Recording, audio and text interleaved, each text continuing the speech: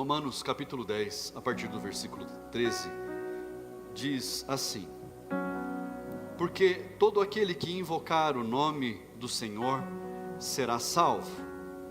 Como, porém, invocarão aquele em quem não creram? E como crerão naquele de quem nada ouviram? E como ouvirão, se não há quem pregue? E como pregarão, se não forem enviados?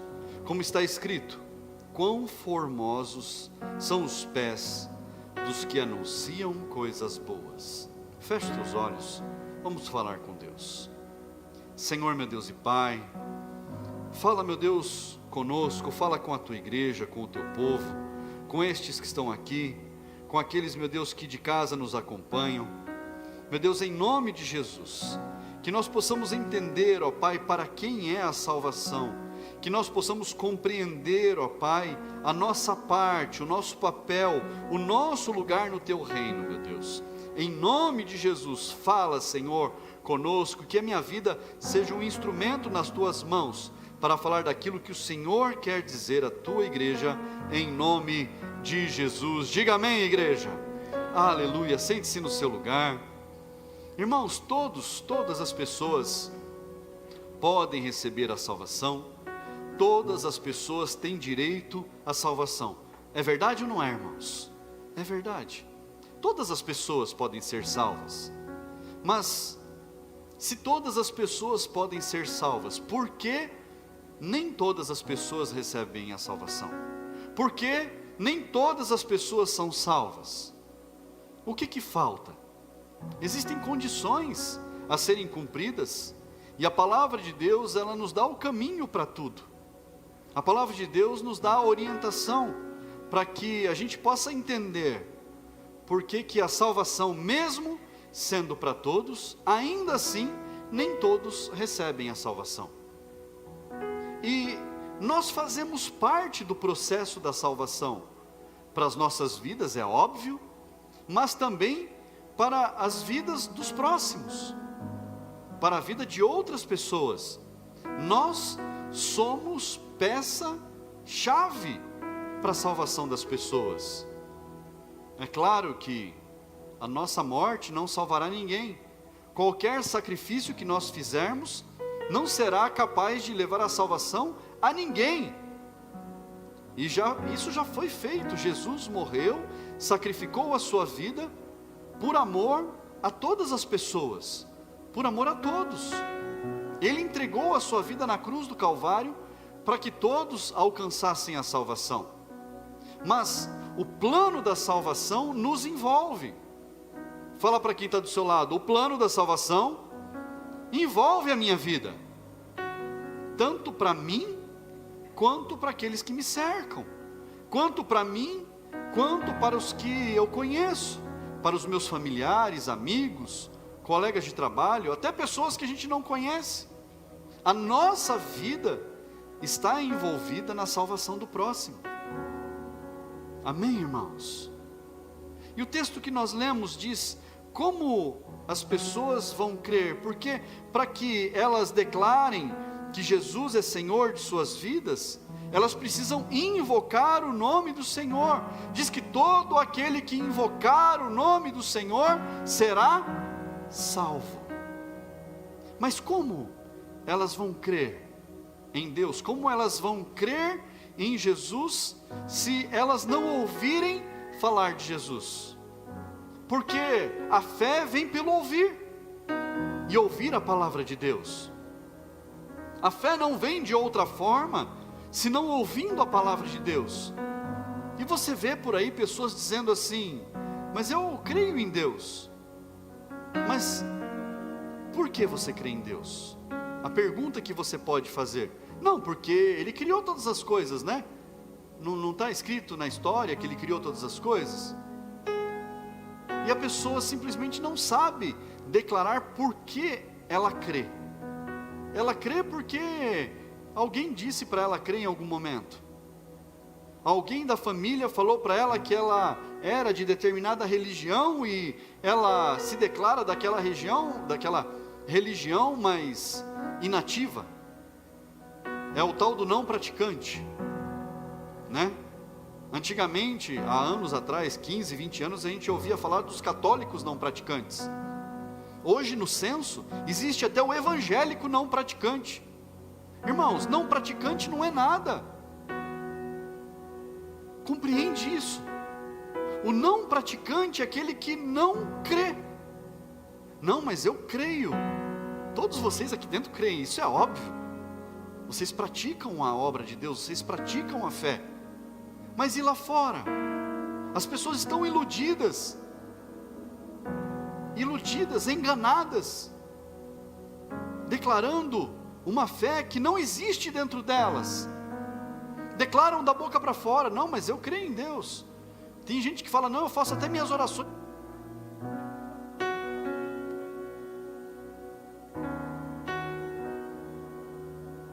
Que oração que essas pessoas fazem? Que oração que faz? Porque eu me lembro de quando eu era do mundo, de quando eu não havia conhecido Jesus ainda, que eu dizia que eu acreditava em Deus. Mas o tal do Deus que eu acreditava não é o Deus que eu conheço hoje. Não tem nada a ver com o Deus que eu conheço hoje. Muito pelo contrário. Estava levando a minha família, toda a minha casa para o inferno. E a gente achava que a gente servia a Deus, praticando as obras que a gente praticava, fazendo as coisas que a gente fazia. A gente achava que a gente estava acreditando em Deus e servindo a um Deus que era de mentira, irmãos. Obrigado, meu filho. Era um Deus de mentira, não era verdadeiro.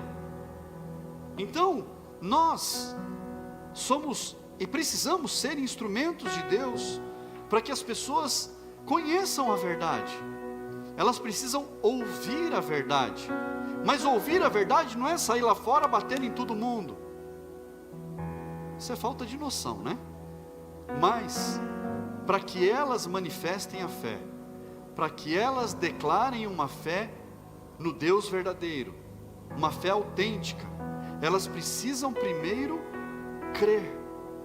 Mas para crer, ela precisa ouvir. Ouvir o quê? Aquilo que o Espírito Santo colocar na tua boca. Às vezes você vai cruzar com uma pessoa na rua e você vai dar um bom dia para ela, cheio da graça de Jesus, e a pessoa vai sentir Jesus na sua vida.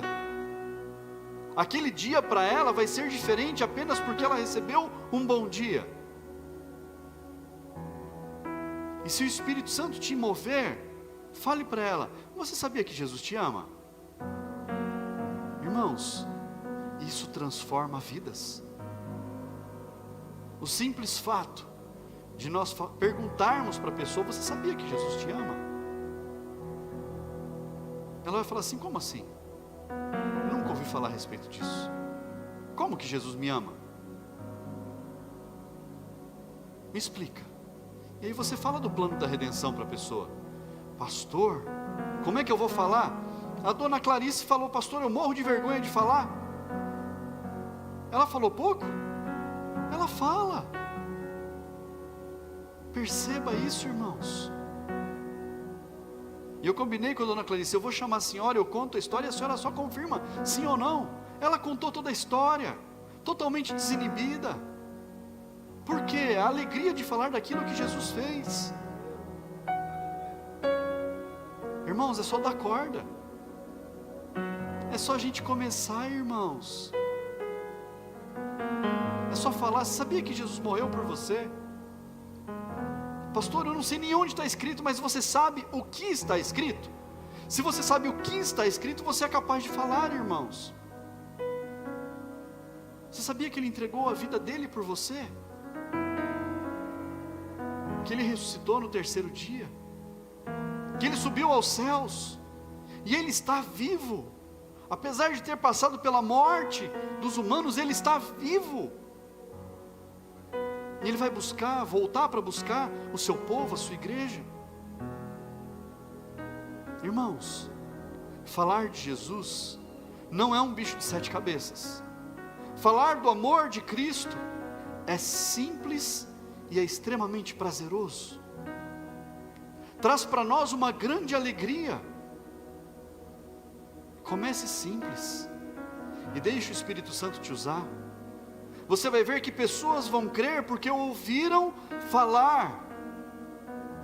Porque ouviram falar. E como eles vão ouvir se não tiver quem pregue, irmãos? Como que as pessoas vão ouvir se não tiver quem fale? E como pessoas vão pregar se elas não forem enviadas? Se elas não forem treinadas? Se elas não se capacitarem? Se elas não exercerem a sua fé? Se elas não receberem antes a palavra, como serão capazes de falar?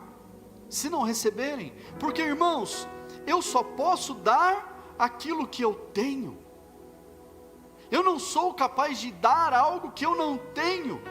Eu não consigo entregar nada que antes eu não tenha recebido. Nós não somos capazes de entregar nada se não estiver conosco, irmãos.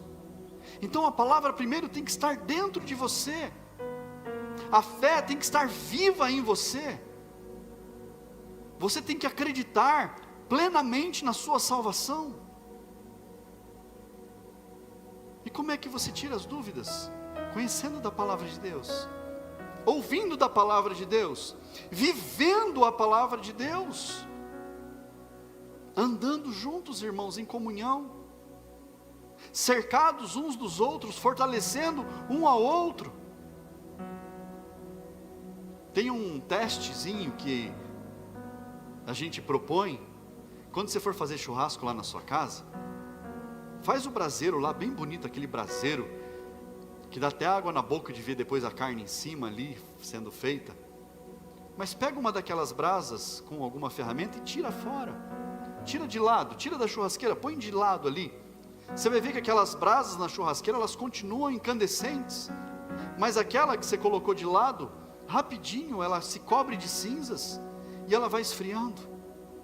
Rapidamente ela se esfria, porque ela não tem condições de se sustentar por si só. Mas se você pegar aquela brasa mesmo esfriada e colocar junto ali de volta no braseiro, ela já encandece, já pega fogo. É assim a nossa vida, irmãos. Quando nós andamos juntos, nós estamos vivos no Espírito. Quando nós caminhamos juntos em comunhão, nós estamos aquecidos. Um aquece o outro, um fortalece o outro, um sustenta o outro. Então nós precisamos caminhar juntos. Abra sua Bíblia no livro de Hebreus. Hebreus capítulo 12, a partir do versículo 1. Diz assim: portanto também nós, visto que temos a rodear-nos tão grande nuvem de testemunhas, livremo-nos de todo o peso do pecado, que tão firmemente se apega a nós, e corramos com perseverança a carreira que nos é proposta, olhando firmemente para o autor e consumador da fé, Jesus, o qual, em troca da alegria que lhe estava proposta, suportou a cruz, sem se importar com a vergonha, e agora está sentado à direita do trono de Deus. Portanto, pensem naquele que suportou tamanha oposição dos pecadores contra si mesmo, para que vocês não se cansem nem desanimem. Irmãos, quando nós caminhamos juntos, nós continuamos diligentes no caminhar. Um dá o braço ao outro e nós marchamos juntos, correndo a carreira que nos foi proposta, fazendo aquilo que Deus colocou em nossas mãos para nós fazermos, andando no caminho do Senhor, sem tropeçar, sem cair, porque um segura o outro. E fala o texto, cercados pela multidão daqueles que testemunham o nosso caminhar. Deixemos o peso do pecado de lado, aquilo que travava as nossas vidas, e sigamos em frente, firmes, correndo a carreira. deixando para trás tudo aquilo que antes travava as nossas vidas, que nos impedia de andarmos juntos. Vamos correr a carreira. O que é correr a carreira? É você se preparar, é você treinar, é você ser cuidado, para que você possa seguir adiante, para você ser enviado, para você pregar, para que pessoas ouçam, para que pessoas creiam e declarem que Jesus é o Cristo. Mas como você vai ser enviado? Se preparando, ouvindo a palavra de Deus, se alimentando da palavra de Deus todos os dias, estando presente nos cultos, louvando a Deus juntos, irmãos, em comunhão. Em comunhão. Lá em Mateus, capítulo 11, tem um chamado que nós devemos ouvir. Mateus, capítulo 11, versículo 28, diz assim: venham a mim, todos vocês que estão cansados e sobrecarregados, e eu os aliviarei. Tomem sobre vocês o meu jugo, e aprendam de mim, porque sou manso e humilde de coração, e vocês acharão descanso para a sua alma, porque o meu jugo é suave, e o meu fardo é leve. Aprendam de mim. Jesus já dando a orientação: vocês que estão cansados, sobrecarregados, venham a mim. Jesus chama você, venha a Jesus, e você será aliviado. E ele fala: porque o meu jugo é suave e o meu fardo é leve. O jugo, irmãos, é orientação. O jugo é direcionamento.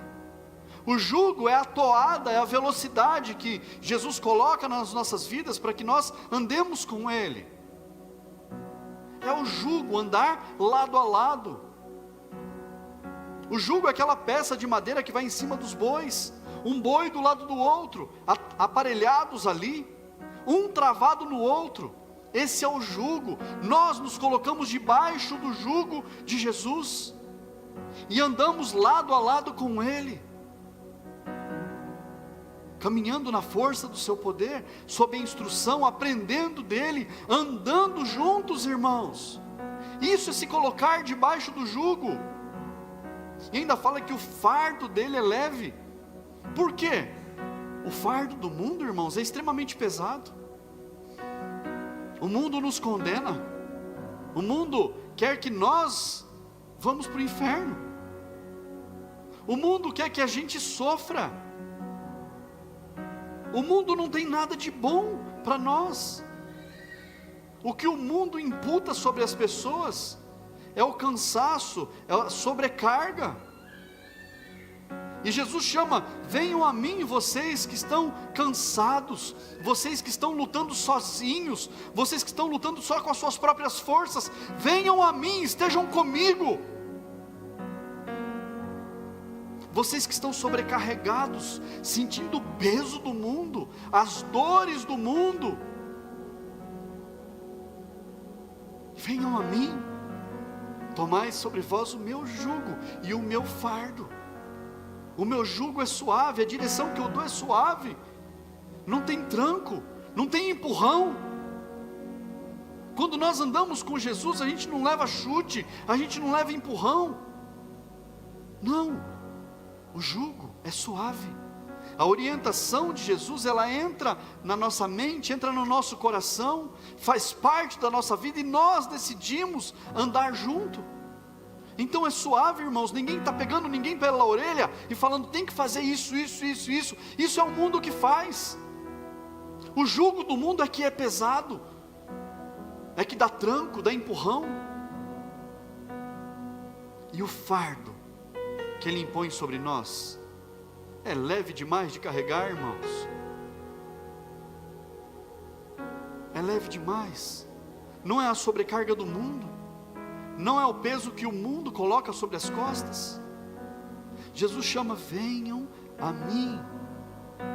E quando nós vamos até Jesus, nós conhecemos o plano da salvação, nós conhecemos a Jesus, Jesus faz parte da nossa vida, nós andamos com Ele, nós entendemos que o preço já foi pago.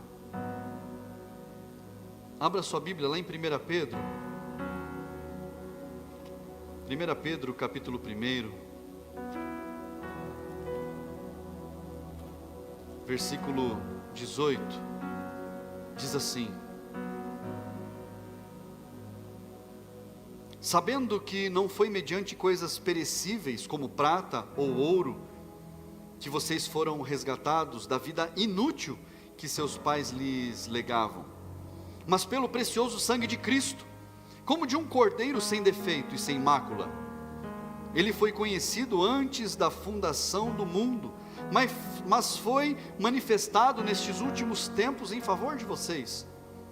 Por meio dele, vocês creem em Deus, o qual o ressuscitou dentre os mortos e lhe deu glória, para que a fé e a esperança de vocês estejam em Deus. Irmãos, o preço já foi pago, e foi pago um alto preço por nós. O pecado já foi perdoado, nós somos livres. E o que nós estamos fazendo com a nossa liberdade? Nós precisamos entender o nosso caminhar com Cristo, irmãos. E o nosso caminhar com Cristo exige de nós estarmos andando corretamente. O nosso caminhar com Cristo nos mostra que nós temos uma multidão de testemunhas ao nosso redor, doidos para nos apedrejar. As testemunhas não são irmãos da igreja, as testemunhas são os que estão lá fora. Porque perceba, quando alguém do mundo erra, o que é esperado de um ímpio, irmãos? É o erro, é impiedade. Não tem mais nada esperado de um ímpio do que fazer coisas erradas. A gente não se assombra. Mas quando um crente, quando um pastor, quando um servo de Deus erra, irmãos, você percebe que o negócio é diferente? É ou não é, irmãos? Quando o irmão em Cristo erra, tropeça, meu Deus, só falta a gente ouvir a pedreja. Porque o mundo quer matar os cristãos, literalmente. Então, irmãos, o peso que está sobre nós, apesar de parecer algo pesado, não é penoso para nós fazer o que é certo, não é penoso para nós tomarmos decisões corretas, não é penoso para nós caminharmos com Cristo. Não é penoso, irmãos. Para nós o peso é leve, porque Jesus quem carregou já todas as nossas dores, Jesus já carregou todos os nossos pecados, já levou tudo aquilo que nos escravizava. Agora nós precisamos viver em liberdade, viver aquilo que Jesus tem reservado para nós, a liberdade que Ele nos conquistou. Nós precisamos viver o melhor do que Deus tem para nós, irmãos. E em Tiago, capítulo 2, versículo 14, diz assim: meus irmãos, qual é o proveito, se alguém disser que tem fé, mas não tiver obras? Será que essa fé pode salvá-lo? Meus irmãos, que proveito tem, se alguém tiver fé, mas não tiver trabalho, obras para apresentar? Que proveito tem essa fé? Será que essa fé pode salvar? Você compreende que quem lá fora declara, não, mas eu creio em Deus, eu tenho fé em Deus, mas não tem obras, a fé não pode salvar, irmãos. A fé sem as obras não serve para nada. Eu declarar que eu creio em Deus, somente por declarar, sem as obras, irmãos, a fé, ela é nula, ela se torna nula.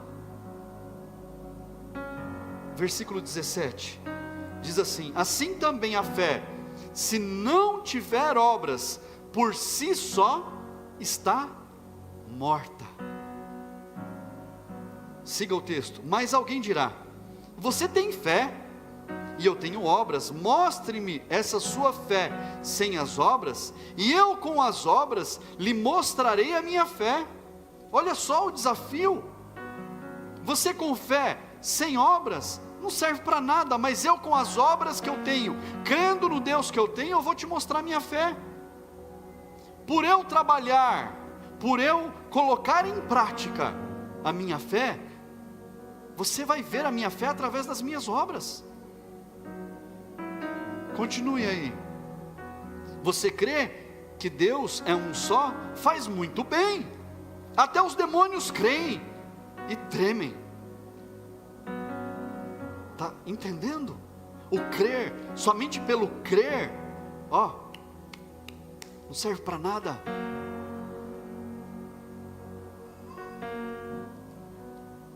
Seu tolo, você quer ter certeza de que a fé sem obras é inútil? Por acaso não foi pelas obras que Abraão, nosso pai, foi justificado quando ofereceu seu filho Isaque sobre o altar? Você percebe que a fé operava juntamente com as obras, e que foi pelas obras que a fé se consumou?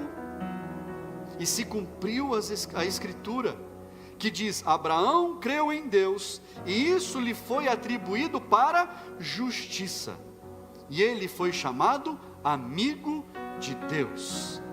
Assim vocês percebem que uma pessoa é justificada pelas obras e não somente pela fé. Quantos creem em Deus? Diga amém. Você tem obras? Você tem trabalho? Você tem feito algo com aquilo que você crê? Você tem executado a sua fé? Você tem exercido a sua fé? Você tem colocado em prática? As pessoas ao seu redor ao menos sabem que você crê em Deus? As pessoas por perto de você ao menos sabem que você serve ao Deus vivo? Porque a fé sem as obras não serve para nada. Então nós precisamos ter obras, irmãos. Nós precisamos trabalhar. Nós precisamos fazer algo com aquilo que nós recebemos. Porque de graça nós recebemos, irmãos. O que nós estamos fazendo? Como as pessoas ouvirão? Como as pessoas crerão? Como as pessoas vão declarar que Jesus é o Senhor, se elas não crerem? Como elas crerão se elas não ouvirem? Como ouvirão se não tiver quem pregue?